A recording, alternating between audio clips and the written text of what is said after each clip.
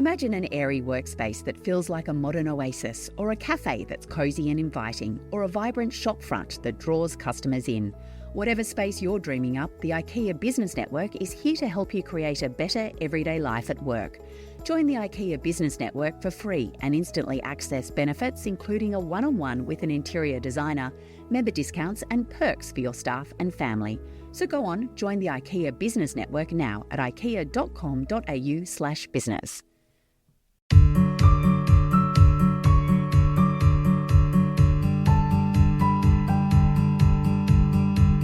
Hello and welcome to another episode of First Act, the podcast where we dive into the inspirational origin stories of Australia's most innovative entrepreneurs, business owners and influencers. I'm one of your hosts, Seth Busby, and if there's one thing that I love, it's stories that show how unexpected twists can lead to extraordinary successes. Just one thing, Seth. Yes. Oh, well, there's more than one thing, but that's one thing I particularly like. I'm Adam Bubb, your co-host. Fun fact, I've always been fascinated by the way people can bounce back from failure and realise maybe it wasn't a failure at all. It was something that had to happen, but to lead them on the path to something bigger and better. Today's guest is no stranger to that. Jason T. Smith is someone who has redefined resilience in business. Jason's entrepreneurial journey started with an entirely different goal: to become a medical missionary. But life took him on a detour, and at just 24, he founded what would become Australia's largest physiotherapy network, the Back in Motion Health Group, which he later sold for over $100 million.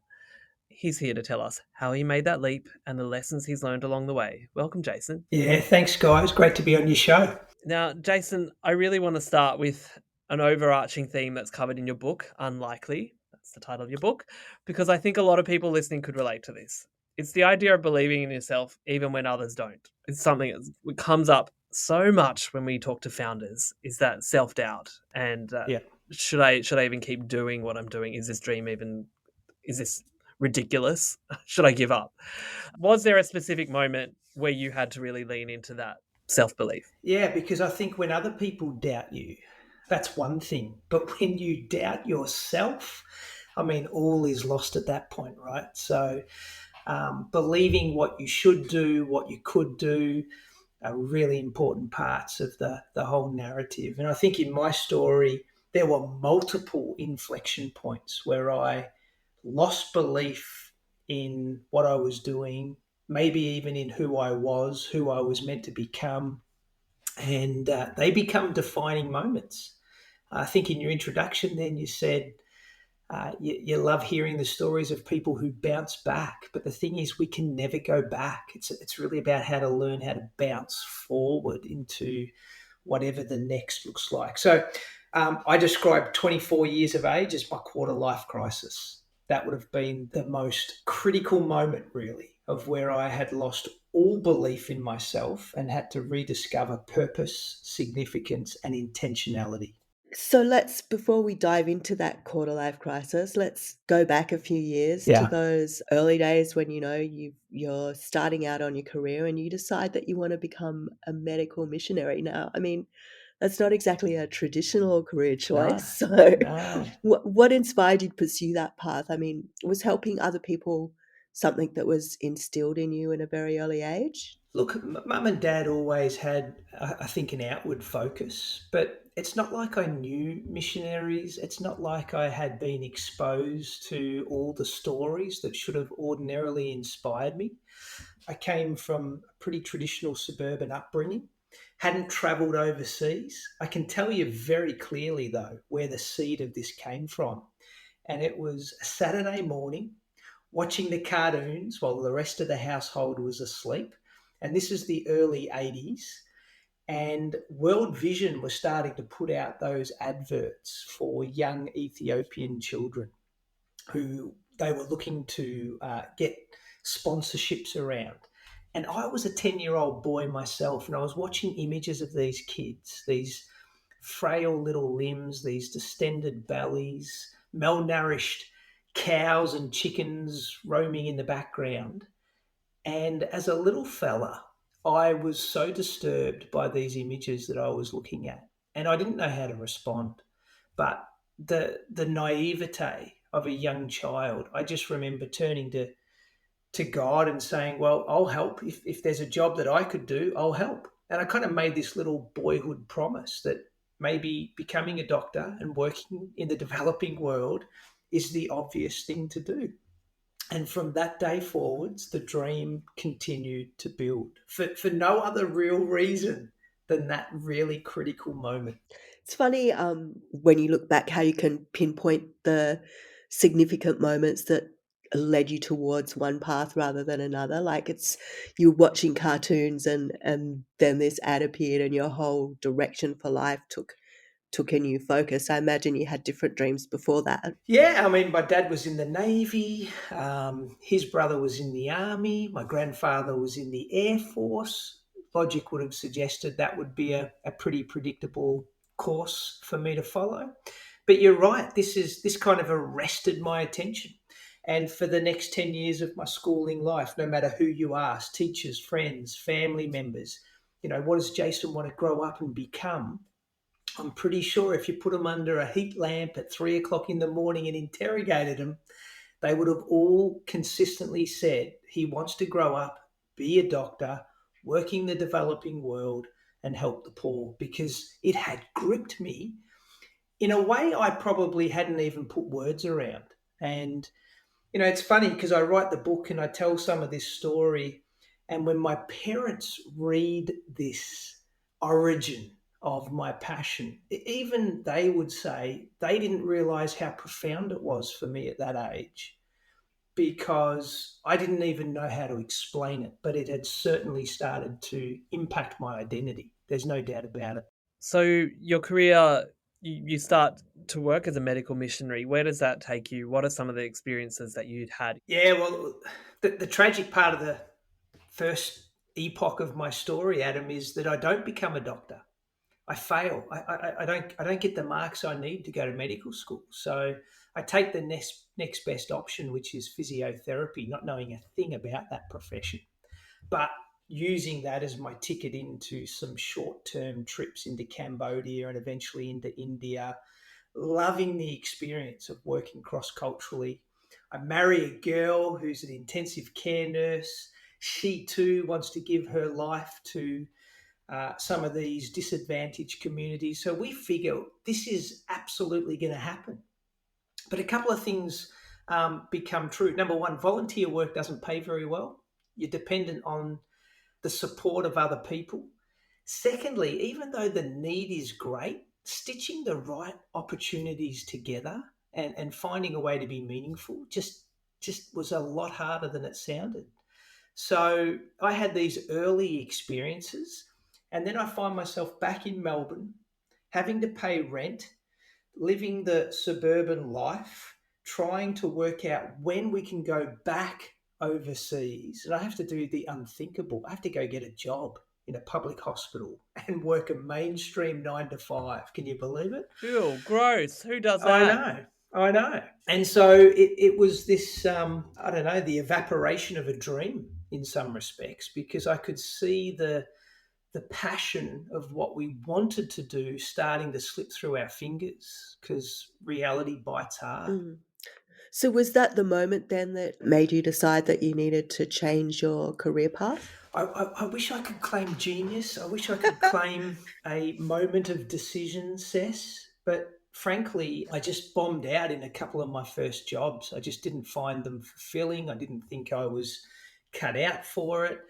And I ended up just deciding to treat a few friends and family from home to make a little bit of pocket money to, give my contribution to the rent and not feel that Paulina, my wife, had to be the only breadwinner. And we ended up turning our carport into a makeshift consulting room, thinking this is short term, this is temporary. We're just going to do this for a few months and then we're going back overseas. Well, after 3 or 4 months, what was temporary turned into one of the fastest growing physiotherapy practices in the country. And despite me, not because I planned it, not because I even wanted it, I was almost dragged along kicking and screaming in my own success. And I describe myself as an absolute accident. But it happened, and then we had to decide, well, what are we going to do with this? Are we going to make something of it, or are we going to pack it up and go home? This is once again bringing it back to that age. You were 24 when you founded Back in Motion.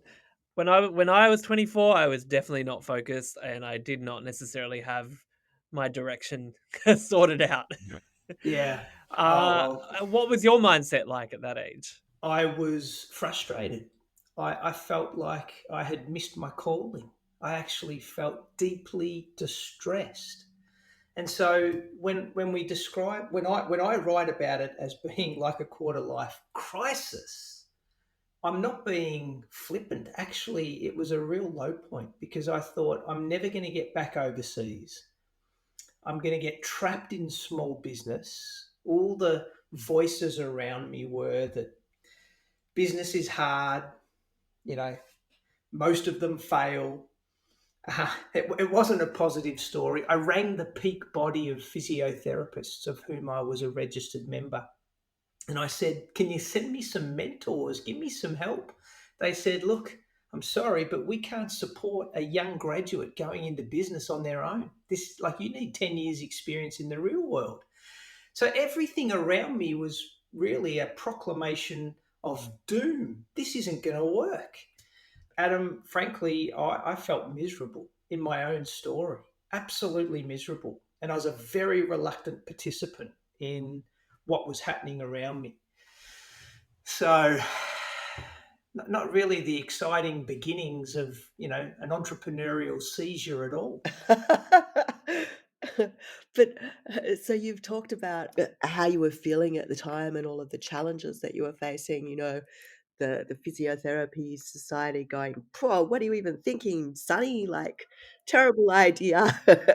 But obviously there must have been something in you that wanted to keep going and thought that actually it was a good idea. Well, I'll tell you what, Cess, there was a second, thank goodness for this, but there was a second critical moment.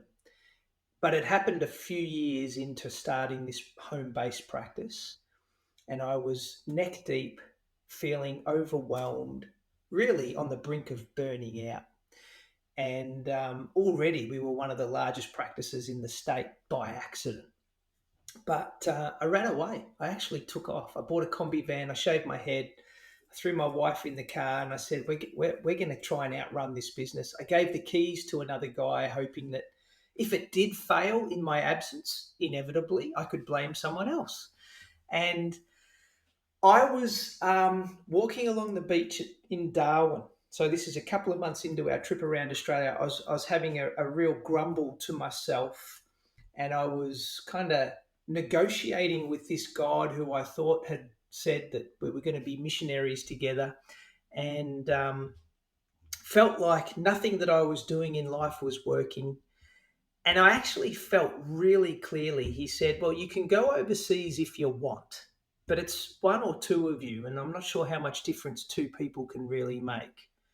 Or you could stop complaining, go home, learn how to run an ethical, scaled business that will become an economic engine that will be able to fund not just the two of you, but hundreds of others."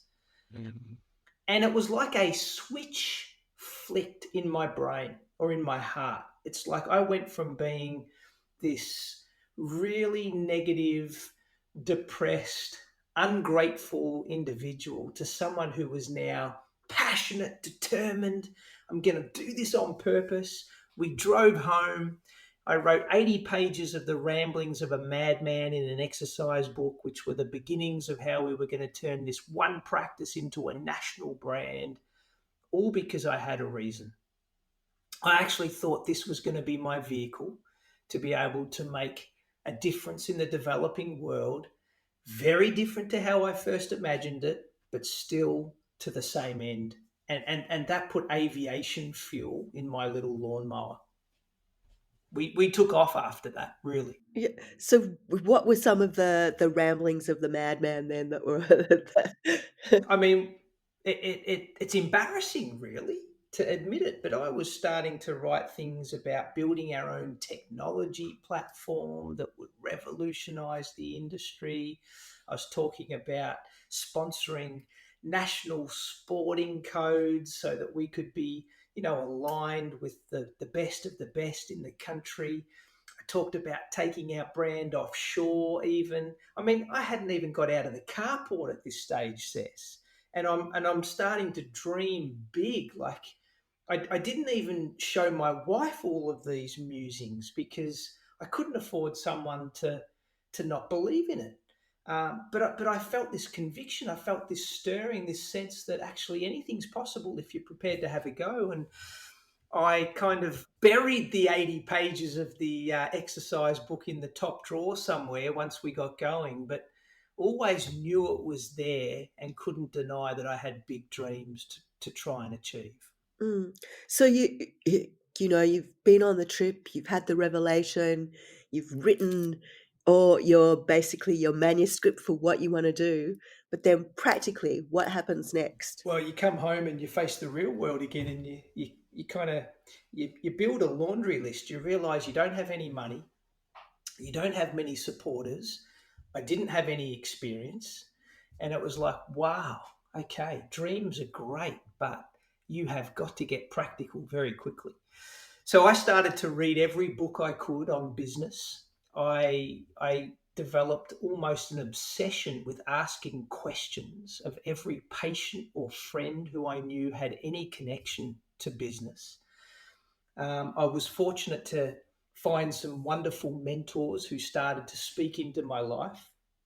I borrowed, I begged, I didn't steal, but we got as much money together as we could, which at the time was about $250,000, which, I mean, that's a lot of money today, but that was a fortune 20 years ago. And we designed a prototype physiotherapy practice. We shifted out of the small, humble beginnings into this state of the art facility. And it took me 5 years to prove the concept, to really innovate the model of physiotherapy that I wanted to develop. And then in the 3 years after that, we did 12 locations. So, it's slow and cumbersome at the beginning, but then you start to hit your stride as you've proven your concept. Yeah, so that's how it began. So you effectively you set up the template, which it takes a really long time to get your template right. But then you get to a point where you can kind of create it so that you've got the quality of that template being replicated in multiple places for standards of customer service, like systems and how you deal, with patients, all those sort of things. Your branding, all of those elements, standardizing, all of Yeah, that. of course, because if you want to scale something, you have to get the efficiencies of a proven model. Otherwise, all you do is replicate pain and dysfunction in your business. And so, I had been drawn to the concept of franchising pretty early in my story, but everybody told me physiotherapy could not be franchised. It's impossible. In fact, it was the dirty F word at conferences and talking with peers, because it's a professional service. It's a personal relationship with your patient. It's not a commoditized product. It's not like you can have 15-year-olds flipping burgers in the back kitchen. But what I realized, to your point, Adam, is actually clinicians, physiotherapists, they are experts at health science, but they don't know how to run a business. So the bit that we can franchise is the recruitment of staff, the training of our practitioners, the branding, the marketing, the financial literacy that goes around that, the technology that gives them the efficiency. If we could build a system that was plug and play, that effectively allowed physios to do what they loved, which was treat patients, and we took the pain out of everything else, which was running the practice, then that element could be franchised. And we could allow the practitioner to still be sovereign and be relational and give patients custom service. That's where the magic kind of found its sweet spot. Mm. So you went from, like, I think you said 12 initially. Was it something like 700 businesses by the end? No, we went from one real flagship practice to then 12 in 3 years. And then at our absolute peak success, we were launching one a month. what we ultimately ended up with were 140 locations across Australia and New Zealand with about 700 practitioners. Wow, that's still very impressive, especially when everyone's been telling you, franchising healthcare, not possible. Not possible, yeah. I Yeah. mean, you're right. And I mean, it's funny because I'd stand up at conferences and we'd share our story and try and invite people into the opportunity. And even when we had 40, 50, 60 locations, which was by far the largest of any network in the Southern Hemisphere, because physios are small cottage industries, I'd still have people say to me, Sess, I don't think franchising is going to work. And I'd turn around and have to say to them, well, I've got 50 million reasons that suggest it will, because that was the sort of revenue we were bringing in year on year and ended up with over 1 million loyal clients in a population of what, maybe at best 25 million. So I think we had shifted the needle. It's just, it was hard for people to accept. It was hard for people to acknowledge. Yeah, but as you said, it wasn't like, McDonald's. It wasn't training young kids to flip burgers. It was more about the practice and the mentorship for the business owner, really. That's right. So back in motion, you sold it for over $100 million during the pandemic. What led to that decision to sell? Yeah, so look, 22 years we'd been running the group. We'd started our own foundation. We'd been sending physios on fly-in, fly-out missions into Indigenous communities. We were helping homeless. Like everything was working. This model was coming true to my dream. And COVID hits, and we had endured the GFC 10 years earlier pretty well, but in the first couple of months of COVID, I put 250 practitioners on furlough. I thought this was the end. We were gonna die out along with the rest of the world. And physiotherapy became one of the 4 reasons you could leave home in lockdown. And everybody started working from home, which meant their ergonomics at the desk weren't right. They weren't exercising like they once used to. And the demand on our services went so high, Adam, that not only did I recruit all those staff back in the second month, I actually was launching new practices during COVID.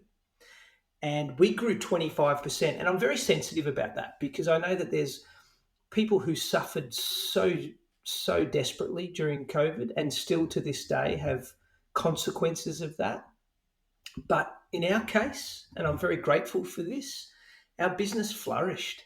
And so I had a lot of unsolicited offers from hospital groups and big multinational medical companies who wanted to either buy a stake in our group or partner with us. And I had this wave of opportunity that I hadn't even gone looking for.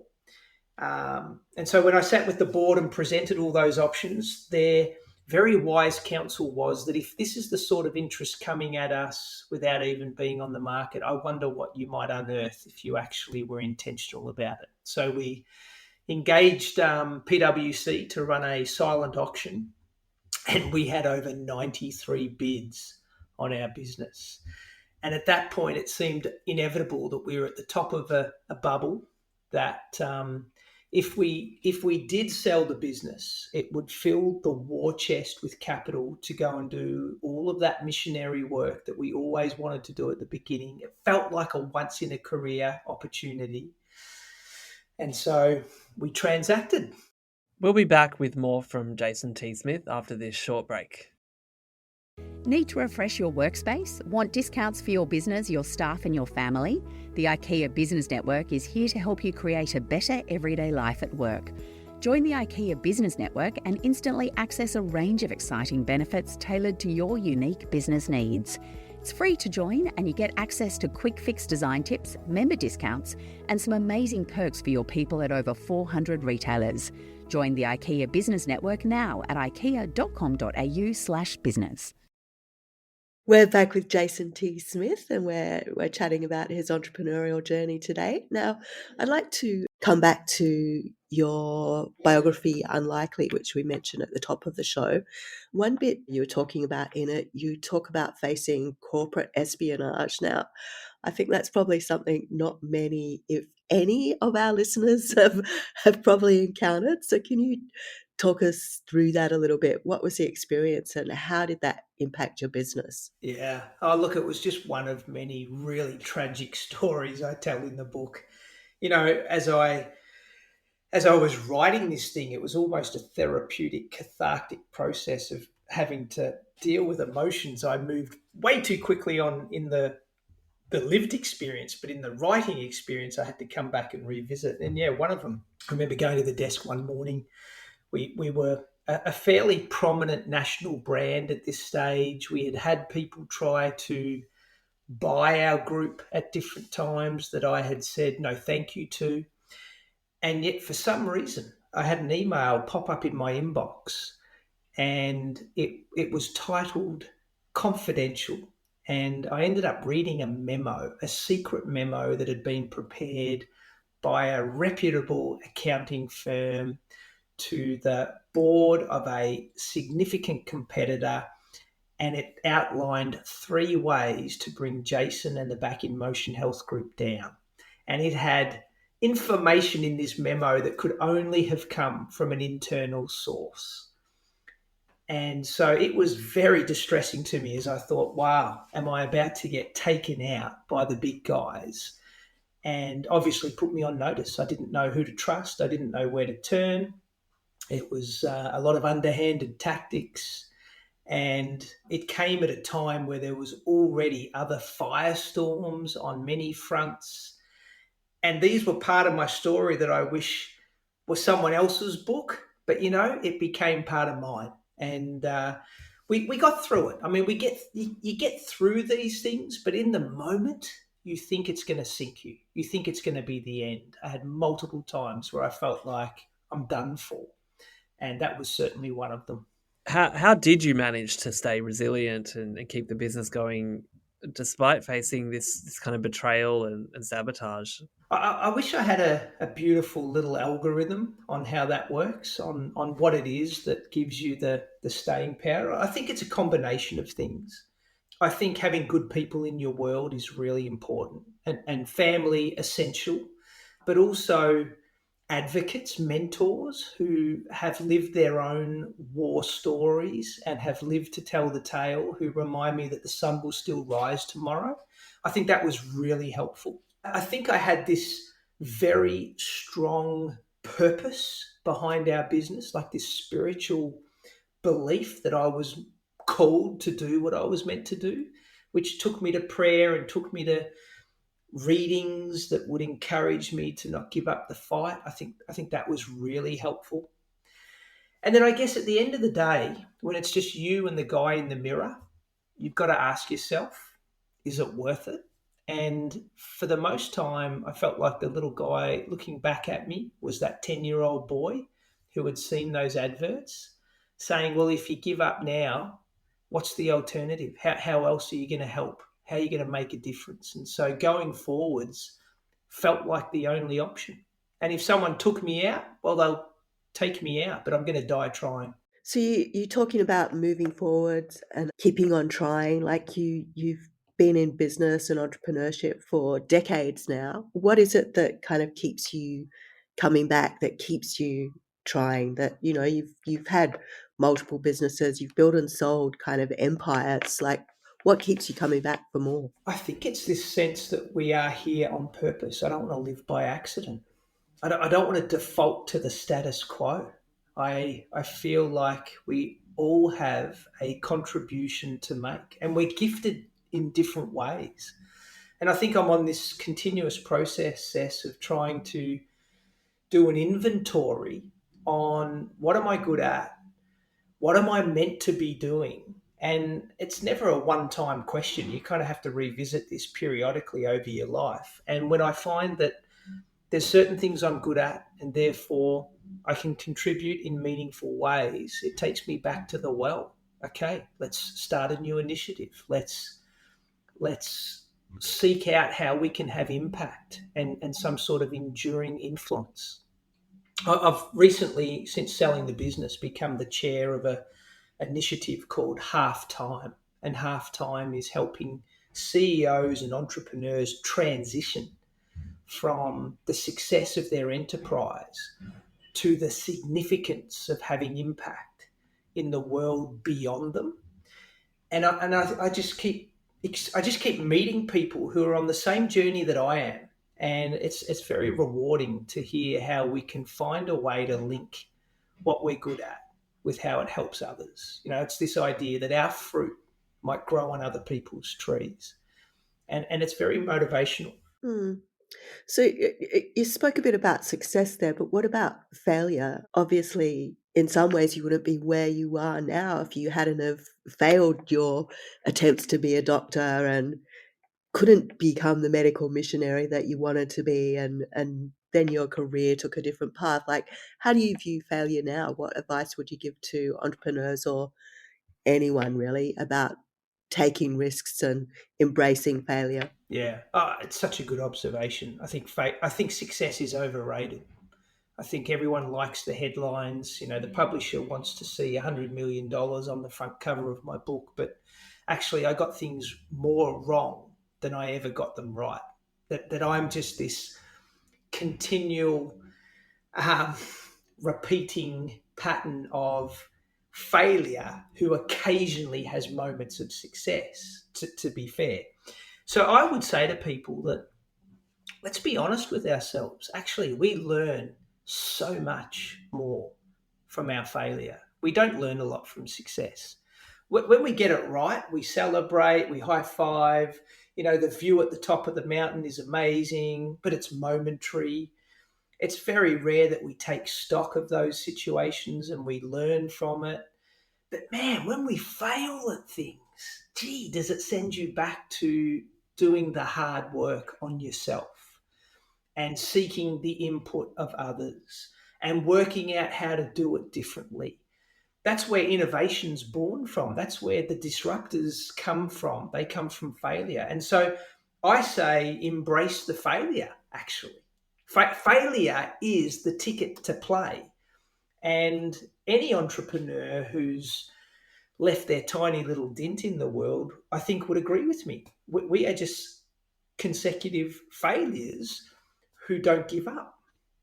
So let's just reframe the word. Let's just talk about failure as really being learning and development, personal growth. It's progressive. It's progressive evolution of the idea. So I kind of have learned to accept that. Yeah, success really is only the tip of the iceberg. That does tie in with what my next question is, which is about your Iceberg Leadership Institute. Because leadership is really what you're doing so much of in that. What are those core principles you think every entrepreneur should keep in mind as they grow their businesses? Yeah, I think everyone's got leadership capacity. For some reason, have been led to believe at a societal level that leadership is for the elite few at the top. And I think that's a tragedy. At the very least, we should all lead ourselves. But we also have an opportunity to lead peers and make an influence in not necessarily that world, but in our world. And so we all have a context in which we can lead. So for 15 years, I've been the principal of the Iceberg Leadership Institute. We've graduated nearly 2,000 people through that, both experienced and emerging leaders. And it's all about equipping them with the personal attributes to help them in business or in social enterprise or in some other organizational context to recognize that it is a learnable skill. It's not like there are just born leaders and the unlucky majority. No. Leadership can be taught, it can be learned. They are personal attributes. And they feed into this conversation, Cess, that you asked about resilience and how you handle failure and how you cast vision and how you gather people around you. Because if you want to go fast, you go alone. But if you want to go far, you go with people, and that requires leadership.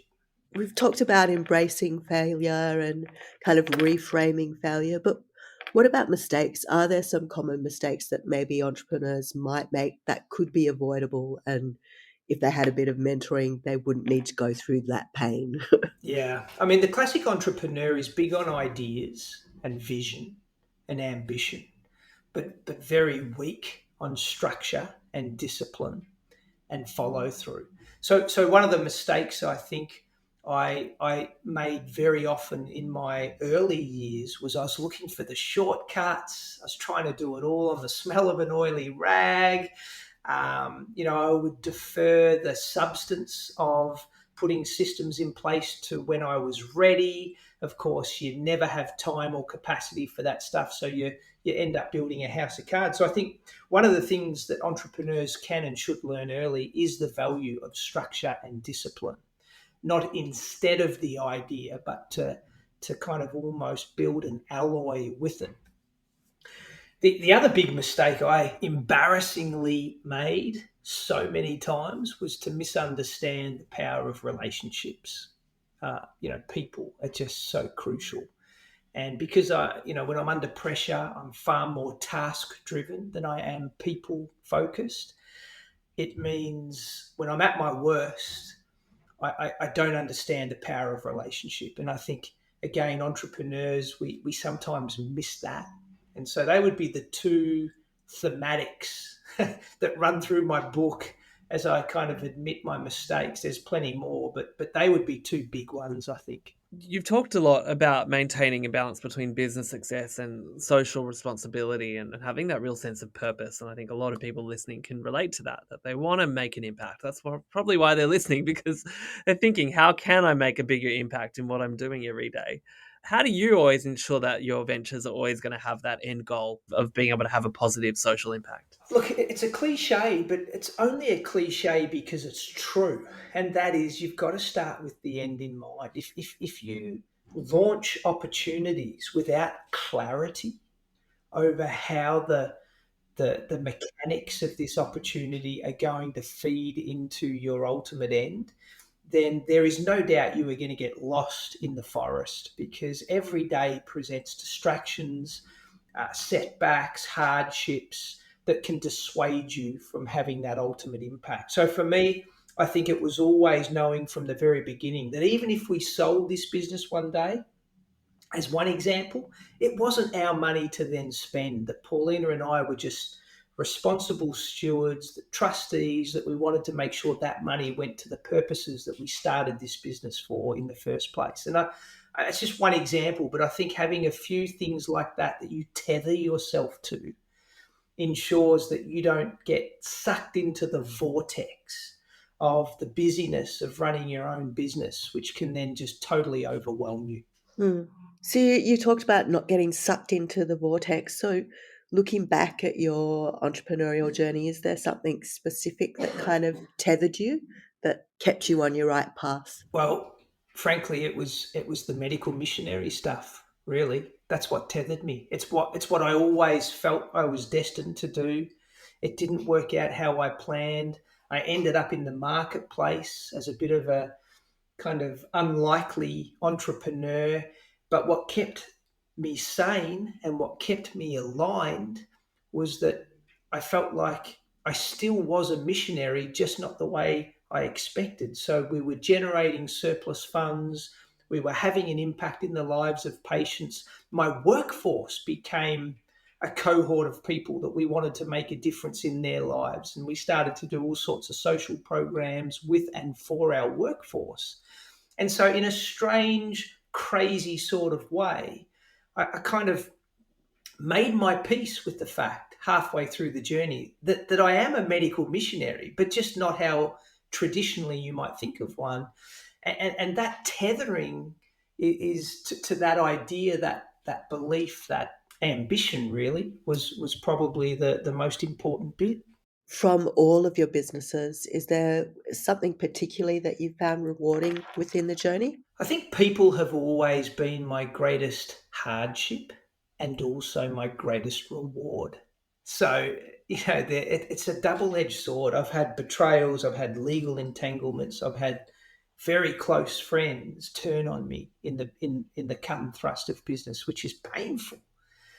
But on the other side, Seth, I've had hundreds, if not thousands, of rewarding experiences with people. I've been at their marriages, the christenings of their children. Sadly, I've had to attend some of their funerals, but I've been at those critical moments in life with other people who have been journeymen. They've been contributors to the story of Back in Motion and other businesses I've started.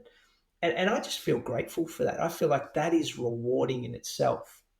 And then when we finally get the chance to take some of our kids, we've raised 4 children in our home, and when I get the chance to take them overseas and visit projects and communities that we've been able to invest money and time into and help them appreciate this is what the business has afforded us to do, I mean, that is rewarding in words I can't explain. A lot of what you've talked about in today's podcast is what is covered in your book, Unlikely. You've written 3 books, though. So you've done quite a lot.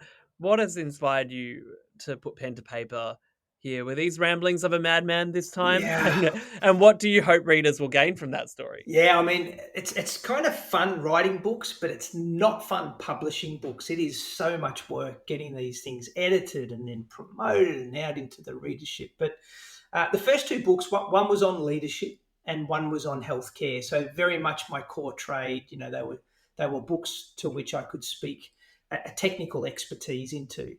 But this last one, Adam, it's more of a memoir. It's the personal story. It's, I give extracts from my journal. I share stuff that I've never told anyone outside my family before. So it's scary. It terrorizes me because once the book's out, there's no pulling it back.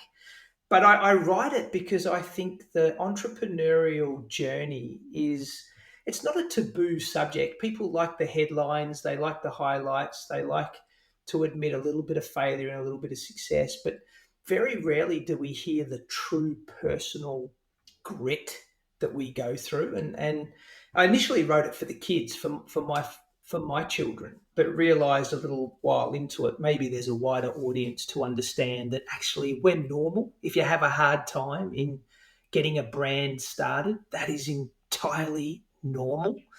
And hopefully it encourages people to take more risks and back themselves.